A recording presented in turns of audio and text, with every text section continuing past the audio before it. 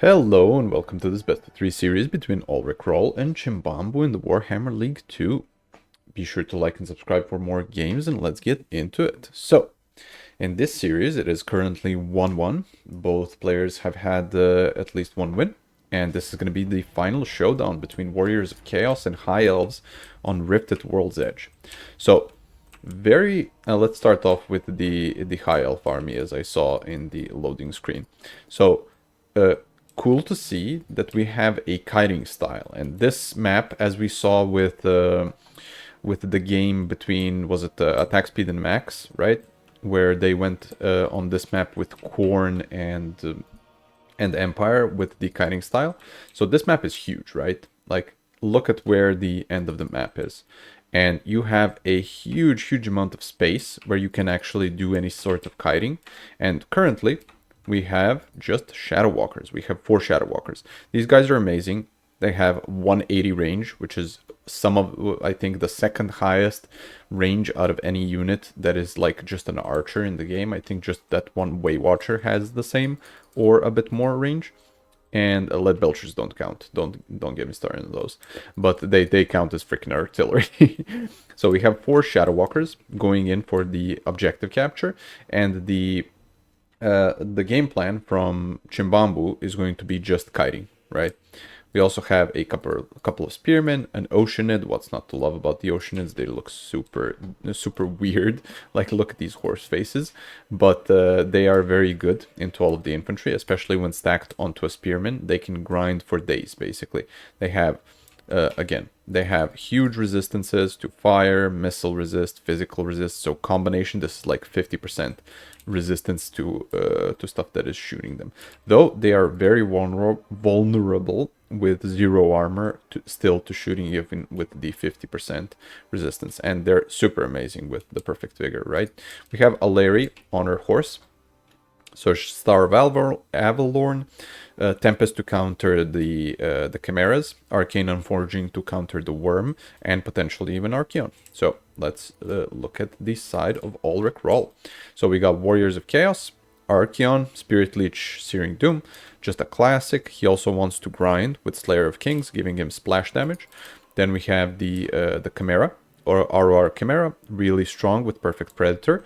You can sometimes start with the Chimera on the ground and pop Perfect Predator to give it stock, and then have like a very nice breath attack at the start of the game. I would probably also do this, especially when looking at the opponent's army, right? He saw this is the starting army, so if he knows how to count, which I assume he does, he could see that there are 4 units missing, so he could assume that there are also like Shadow Walkers. Hell Cannon start, very cool, especially considering like High Elves have a pretty difficult time dealing with a Hell Cannon. You can basically take a Eagle Lord, and then on the Eagle Lord have Soul Quench to potentially snipe the Hell Cannon. Otherwise, you're kind of screwed. Maybe even a Uranan's Thunderbolt, but that sort of magic is just not as good. I don't know why he's afraid with the Shadow Walkers not capping this objective. This is a mistake. Like, he knows that there's something invisible here. Them not shooting at it, that's totally fine. We see a Tempest cast, seemingly. Okay, this is again a sort of a mistake, because the closer you are, the easier and more accurate your shots from your Shadow Walkers should be. So if he was here, this Chimera would have the worst time in its life, with even more accuracy being pumped. I don't think he overcasted that Tempest, right? Oh no, it's the same duration. Never mind then. Still, very nice damage on it. He did pop the Perfect Predator. It's not going to go full HP, so that is quite good to see. The Hell Cannon starting to shoot. First shot going into the Shadow Walkers. They're going to go back into their little stock mode, so they're not going to take much more damage. Oh, one more shot actually going out. Oh no, this is going into the Spearman. Okay, and we have our engagements starting off very soon. These are just Bearmen and Forsaken, so as long as Chimba goes kind of to the side and then side shots into the Bearmen, they're not going to have their shields properly braced, so they're going to have a pretty bad time. Also, just being in the open versus a Hell Cannon that you can't shut down is kind of just a difficult position to be in, right? He is super scared of getting his Shadow Walkers shot at. And so he's presenting something else. But in the process, he's just taking damage and anyway needs to return back into the trees, right?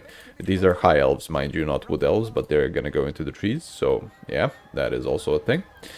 And he's just conserving, or not conserving ammo. He's just shooting into the bearman, which is totally fair. But he needs to be able to shut down this hell cannon somehow, right? I am not sure if he has any specific tech. He could also... Oh, he doesn't even have Searing Doom. That is very unfortunate. Even with Searing Doom... Ooh, something bugged out with the camera. With this type of position, if he had the Metal Caster with Searing Doom, like right here, I think this is close enough for it to be able to shoot a Searing Doom, and then in like 2 or 3 Searing Dooms you can actually kill the Hell Cannon model. So that is quite unfortunate that he did not bring anything special to actually shut down the Hell Cannon, especially on such a big map, right? On this map, you definitely do want something to contest the Hell Cannon, or at least like Larry on her Eagle thing, right? Or on her Flying Mount. And then you just shoot Soul Quenches into this. Every single time I play Warriors of Chaos into High Elves, let's say Hobo Honkers, or or SSI Demon, or let's say Azir or somebody, they always bring the Flying Lord specifically to snipe the Hell Cannon. They just go invisible with the Armor of the Stars or whatever it's called, and then just book it to like the side here, throw a Shems, throw... let's say either Shams or Soul Quench, and then just snipe the Hell Cannon. Though I am pretty sure that Alrik could dodge it. Like another type of outplay that you can do with the Hell Cannon there is just unmount the crew, right? These guys are unbreakable, so they're going to be fine. And if you unmount at the proper moment, you're not going to kill the entire crew. So they can actually survive like a Soul Quench or a Shems. But yeah, so far we just see both sides just chilling. Actually, getting in normal Chaos Knights. Cool to see normal Chaos Knights. They're good in the grind with their 50 melee defense. So, I don't know. I just about never see normal normal freaking Chaos Knights. You always see the Lances variant. We can speed up a bit. Oh, we actually see the Fireborn going into here. This is very good. Archeon is kind of stuck on the other side of the map, so he's not able to like just Searing Doom and crush these guys. A very nice chart from Chimba. Also being supported by the Shadow Walkers. But it does not look like he's properly conserving his ammo. He just got 11 ammo off. And if we look, this Forsaken has like 30% damage done. This Marauder Bearman had like 20% damage done. This 50. So he is almost out of juice. And he's going to be needing to unsummon. But he's very, very, very low on the ammo side. This side, I don't think even Archeon and the rest of the squad even needs to be fighting. This is a very good fight with Archeon just popping Slayer of Kings, going in, absolutely demolishing this blob, especially being supported by the Hell Cannon, right? But for the Bearman and stuff, I don't think he needs to even grind with the Bearman here. Very nice Searing Doom too. It's gonna tip the Oceanids potentially into disintegration, right? Elemental instability. Ooh, we got another Tempest. Very nice, very nice. And he does have enough ammo, though the other Shadow Walkers this time are not near to actually be able to support and potentially kill the Chimera. I don't know if the two of them are enough to kill it, right? The Tempest just wore off. It is still at 20% HP. If potentially the Fireborn could turn around, they maybe could kill it. But then they are basically going to be surrounded by all of the Hellstriders, the Forsaken, and the Blood Beasts of Khorne, which are super cool units. Very cool to see this type of stuff. Larry coming over here is a smart idea. And the Metal Caster really needs to be on this side, right? He needs to pop a Star of Avalorn to save these Fireborn and keep them in the fight before they start hemorrhaging models. Because if they start hemorrhaging models, they're going to be way, way underpowered compared to what they are. Very nice coming in from the Shadow Walkers, but they're going to be compromised by the Chaos Knights, right? Again, if this was the Lance variant, one charge into these guys would ruin their entire career. And Fireborn still have high models, but Larry's just out of position, man. She is not in position. She's just chasing some Bearmen, right? Instead of just being very close right here. This is like 200 range, and then she could pop a Star of Avalorn and potentially like a I don't know, something else. He did not bring the other types of healing, and just heal up the Fireborn and this entire blob, right? Nice nice play with going back with the Shadow Walkers, but these Shadow Walkers, man, these got caught, right? And again, if these guys were the Lance variant, these guys would have a much worse time.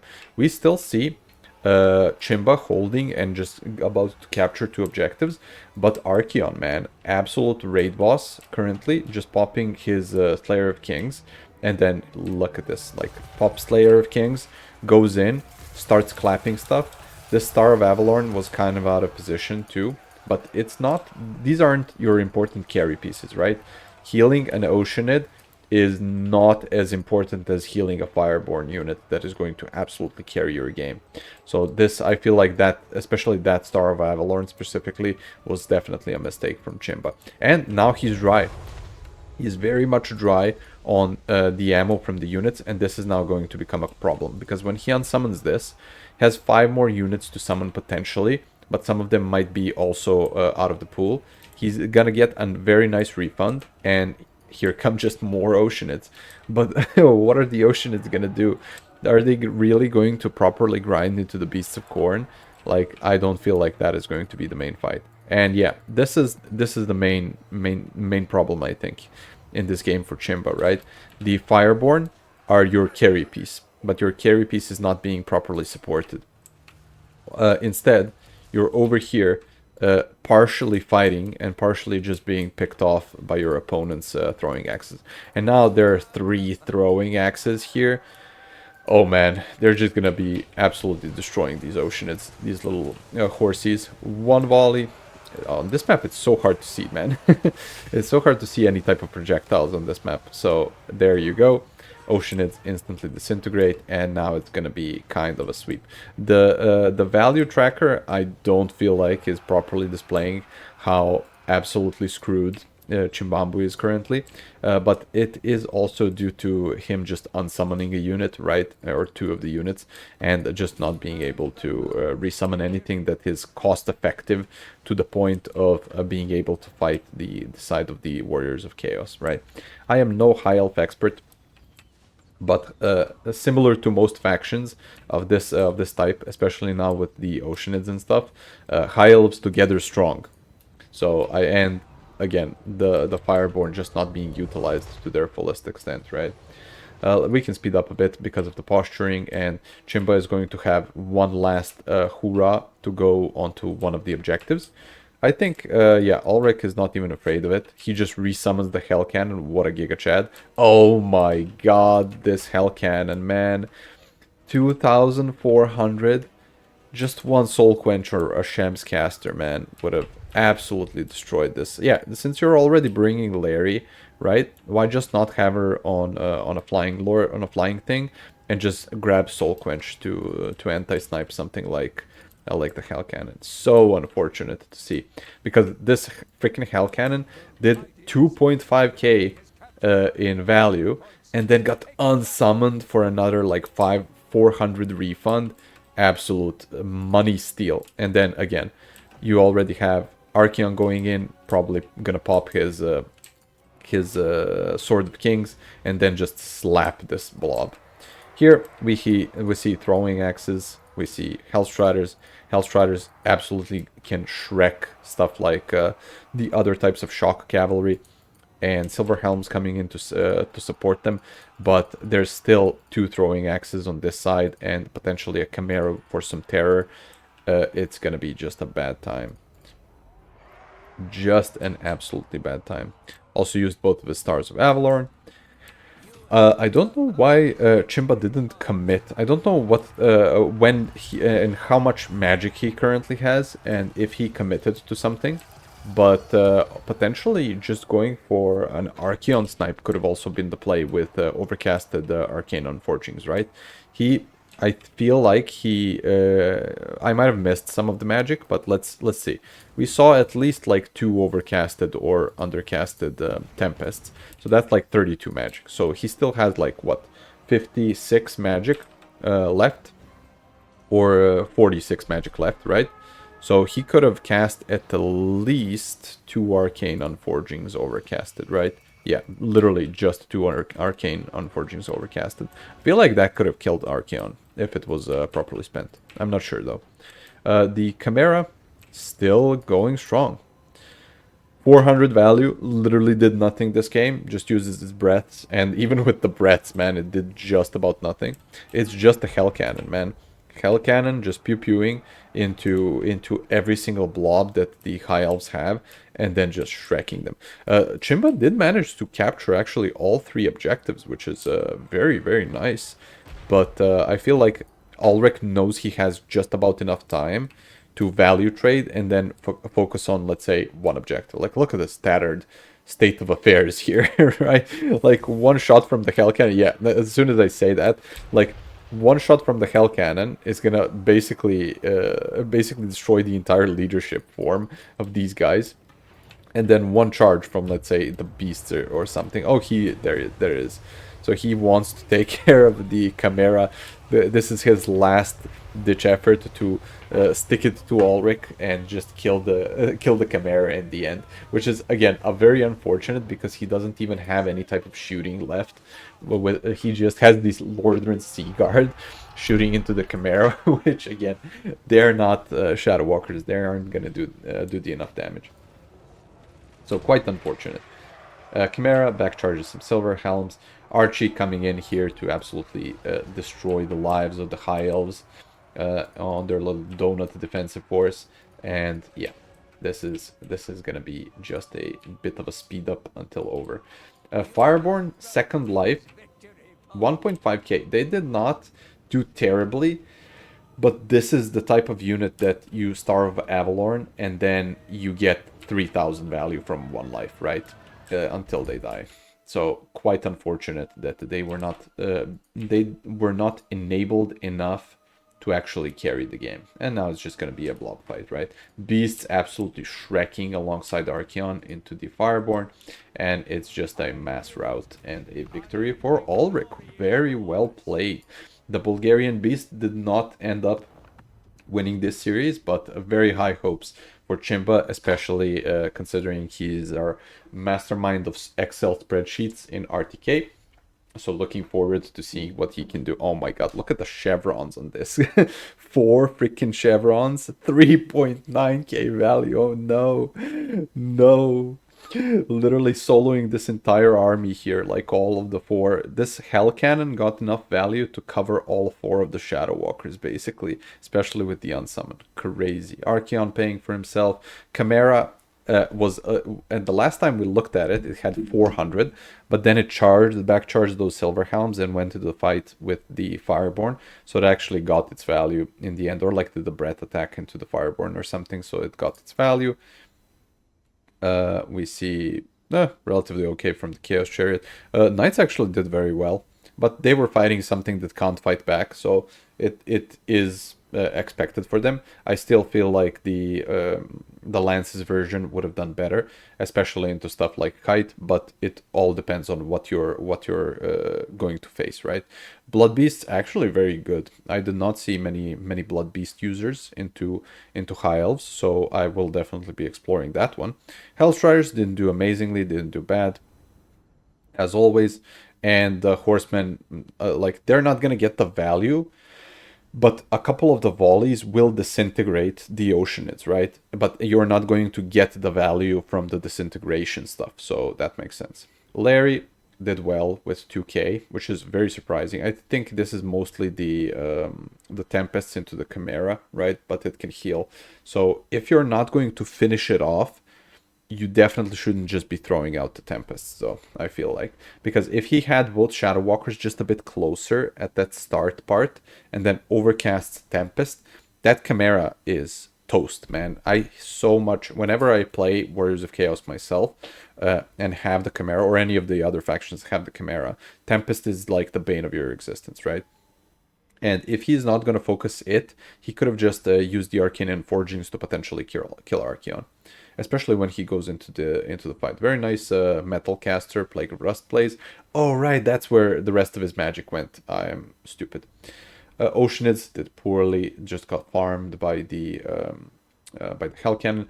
Very nice use of the Shadow Walkers in the end, especially firing into the Chimera. They all paid for themselves. They all got unsummoned. So that was the main thing that was keeping him into the game. Dragon Princes, unfortunately, were not properly supported. Very nice Silver Helms play. Nice charges. Lordran Seaguard are absolutely amazing here and super annoying. Can screen the Horsemen, can just generally shoot into everything and can't be compromised by stuff like the Blood Beasts and the charges of the Hellstriders. Very cool series. And yeah, if you enjoyed that one, I'll see you in the next one.